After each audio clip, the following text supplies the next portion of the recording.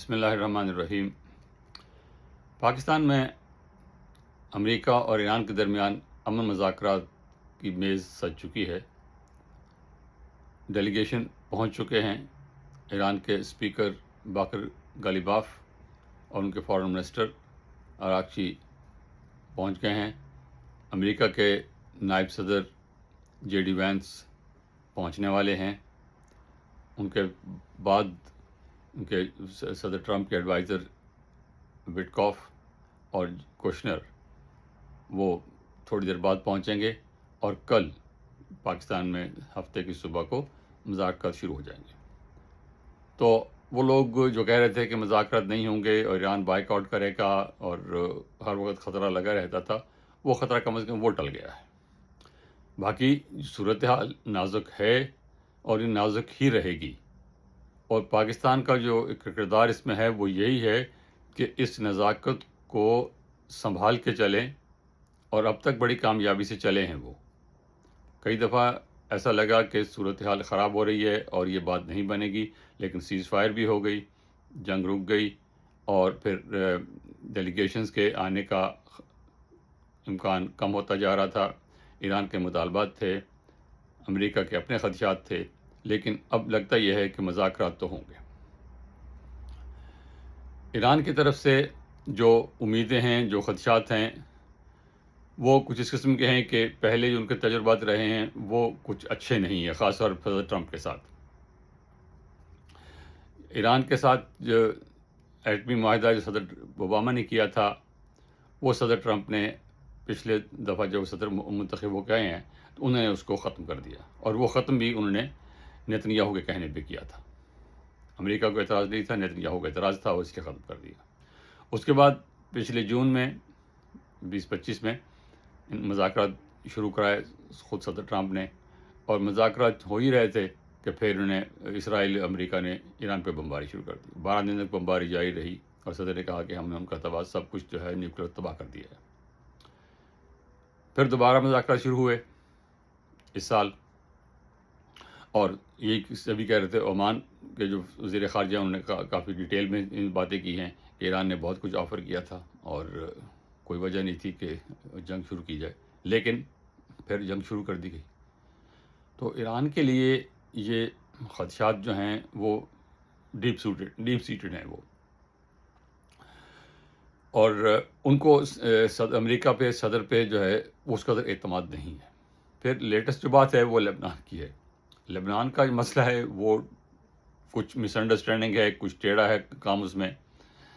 اب یہ خود امریکہ میں کہا جا رہا ہے کہ شہباز شریف نے جو اناؤنس کیا تھا، وہ اناؤنسمنٹ پہلے یہاں وائٹ ہاؤس میں بھجوائی گئی تھی، ان کو بتایا گیا تھا کہ ہم یہ اعلان کرنے لگے ہیں، اور وائٹ ہاؤس نے اس میں جو بھی کچھ تبدیلی کرنی تھی، جو کچھ کہا تھا کہ ہمیں ایسے ایپلیکیبل نہیں ہے، ایسے ایپلیکیبل، تو اس کو ایڈٹ کا لفظ استعمال کیا گیا، وائٹ ہاؤس نے اس کو ایڈٹ کیا، اور پھر پاکستان کے ساتھ شیئر کیا کہ ہاں اس کو آپ اناؤنس کر دیں۔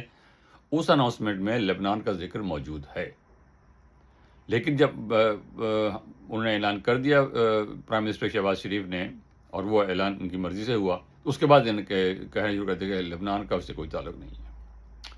تو ایران کا جو یہ خدشات ہیں یہ بھی وجہ ہیں۔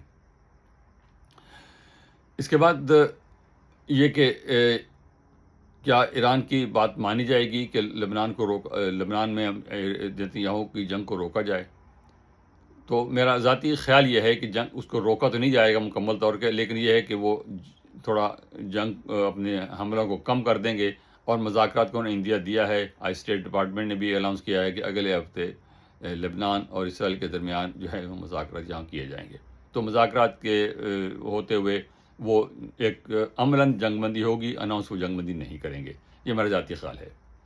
تو اس سے کچھ تھوڑا ریلیف، ایران کو تھوڑا ریلیف مل جائے گا کہ ان کی کچھ بات مان لی گئی ہے، تاہم ان کے خدشات اپنی جگہ پر ہیں۔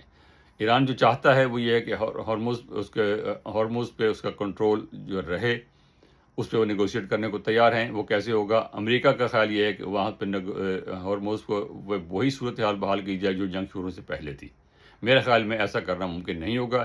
ایران کو کچھ نہ کچھ کنسیشن آپ کو دینی ہوں گی، کیا ہوں گی اس کا ہم کچھ نہیں کہہ سکتے۔ ایران وہاں پہ ٹول چارج کرے گا، ایران کی اجازت سے جہاز آئیں گے جائیں گے، اور ویسے بھی ٹیکنیکلی اگر دیکھیں تو وہ جو حصہ ہے 20-25 میل کا حصہ ہے، وہ ٹیریٹوریل واٹر جو ہے، علاقائی سمندر جو ہے وہ اس کے بیچ میں آتا ہے. ادھر سے عمان ہے، ادھر ایران ہے، تو وہ جو 20-25 میل کا جو علاقہ ہے وہ ان کے ٹیریٹوریل واٹر میں آتا ہے.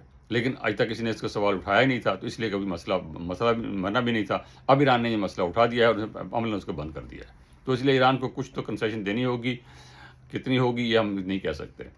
اس کے بعد امریکہ کے جو خدشات اور امیدیں ہیں وہ یہی ہے کہ ایران جو ہے وہ نیک نیتی سے شاید اس میں نہیں آ رہا، لیکن صدر ٹرمپ یہ بار بار کہہ رہے ہیں کہ ایران کو ہم نے فوجی طور پر بہت بری طرح کمزور کر دیا ہے، اور ایران بھی جو ہے وہ چاہتا ہے کہ امن قائم ہو. اور جو ان کے مطالبات ہیں کہ نیوکلیر پہ جو بات ہے کہ انریچمنٹ کی وہاں اجازت نہیں دی جائے گی، وہاں پر وہ ایران پہلے ہی اس پہ تیار ہے کہ ہم 3.6 جو ہمیں این پی ٹی کے اجازت ہے وہ ہم کریں گے، باقی جتنی انریچڈ یورینیم ہے وہ سارا یہاں سے نکال سکتے ہیں، اس پہ ان کو کوئی اعتراض نہیں ہے. صدر ٹرمپ کو یہ ہے کہ جنگ دوبارہ شروع نہ ہو، کیونکہ جنگ امریکہ میں بالکل بھی مقبول نہیں ہے، یہاں اس کی جنگ کے لیے سپورٹ نہیں ہے. پھر مہنگائی کی جو کیا ہے اس نے پوری دنیا کو پریشان کر دیا ہے. تو پوری دنیا جو ہے وہ اس جنگ سے متاثر ہے بری طرح، بشمول ایران اور امریکہ کے. اور وہ ساری دنیا چاہتی ہے کہ یہ جنگ دوبارہ شروع نہ ہو، یہ سیز فائر رہے اور معاہدہ ہو جائے.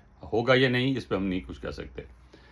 لیکن ایک چیز جو سامنے آتی ہے وہ یہ کہ اتنے ہائی لیول کا جو ڈیلیگیشن گیا ہے امریکہ کی طرف سے، کہ وائس پریزیڈنٹ گئے ہیں اور ادھر سے جو ہے امریکہ کے اسپیکر آئے ہیں ان کے، یہ دونوں بڑے ہائی لیول کے آفیشلز ہیں.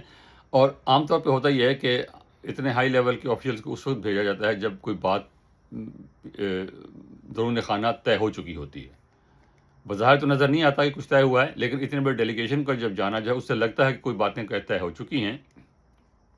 اور جتنے پیچیدہ یہ مسائل ہیں ان کا 2 دن کے مذاکرات میں طے ہونا بھی مشکل نظر آتا ہے.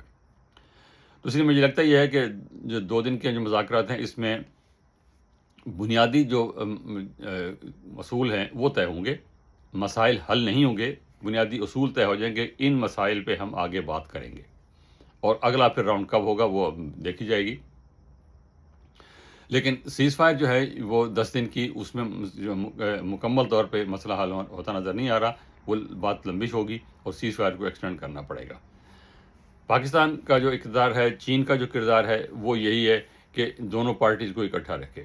چین جو ہے وہ ایران کو پریشر کر سکتا ہے کہ آپ کنٹینیو کریں مذاکرات کو اور مسائل کو حل کریں اور جنگ کی طرف نہ جائیں. امریکہ کا اپنا انٹرسٹ اس میں ہے کہ جنگ کی طرف نہ جایا جائے، کیونکہ سیاسی طور پر بھی اور فوجی طور پر بھی جو ان کا خیال تھا کہ ہم 48 گھنٹے میں مسئلہ حل کر لیں گے وہ نہیں ہوا. پھر وہ خرج آئلینڈ پہ قبضہ کرنے کا جو تھا وہ بھی اس لیے چھوڑا کہ وہاں جانی نقصان بہت زیادہ ہوگا. جو بحری بیڑا اتنا بڑا ساتھ آیا تھا وہ پھر پیچھے جانے پڑے، دونوں بحری بیڑے جو ہے وہ ایران سے دور چلے گئے، اس لیے کہ خدشہ تھا کہ کہیں ان کو نقصان نہ ہو جائے. تو اس لیے فوجی طور پر بھی وہ جو ان کی اسمپشنز تھیں وہ پوری نہیں ہوئیں. تو اس لیے سب کا یہ خیال ہے کہ یہ بات آگے بڑھے گی، امن کی طرف بات جائے گی. اور پاکستان کے لیے یہ اعزاز ہے، اور بہت بڑا اعزاز ہے پاکستان کے لیے کہ اس نے اتنی بڑی جنگ کو جو ہے رکوا دیا ہے، کم از کم اس وقت رکوا دیا ہے. اور آئندہ بھی جو طاقتیں ہیں ساری، خاص طور پہ امریکہ، چین، روس، ان سب کا انٹرسٹ یہ ہے کہ جنگ اب دوبارہ شروع نہ ہو. اور پاکستان کا بھی انٹرسٹ سب اس میں ہے کہ سارے دنیا کے ممالک جو ہے اس سے متاثر ہو رہے ہیں. تو اس لیے جنگ کا بند ہونا اور بند رہنا ہی سب کے جو ہے وہ فائدے میں ہے، اور امید کرنی چاہیے کہ ایسا ہی ہوگا. اب آگے دیکھتے ہیں کیا ہوتا ہے. اور اس کو ناکام کرنے کی کوشش جو ہے وہ صرف ایک ملک اور ایک شخص کے ہاتھ میں ہے، وہ ہے نیتن یاہو. اب اس کو امریکہ کس حد تک کنٹرول کر سکتا ہے، کس حد تک اس کو روک سکتا ہے، یہ دیکھنا ہے. وہ جنگ کو بند نہیں کرنا چاہتے، وہ اس مذاکرات کو کامیاب ہوتا نہیں دیکھنا چاہتے. یہ ان کے انٹرسٹ میں نہیں ہے. امریکہ کے اور اسرائیل کے جو مفادات ہیں یہاں پر آ کے الگ ہو جاتے ہیں. تو امید کریں چاہیے کہ صدر ٹرمپ نیتن یاہو کو اتنا پریشر ڈال سکیں گے کہ وہ لبنان میں کم از کم اپنی کارروائی بند کر دے اس وقت. اب آگے دیکھتے ہیں اگر کل سے مذاکرات شروع ہوں گے تو پھر کیا ہوتا ہے. بہت شکریہ، خدا حافظ. ہمارے چینل کو سبسکرائب کیجیے پلیز. ہمارے ویورز سبسکرائبرز بہت کم ہیں، اس کے بغیر ہمارا کام کرنا مشکل ہو جائے گا. Please thank you.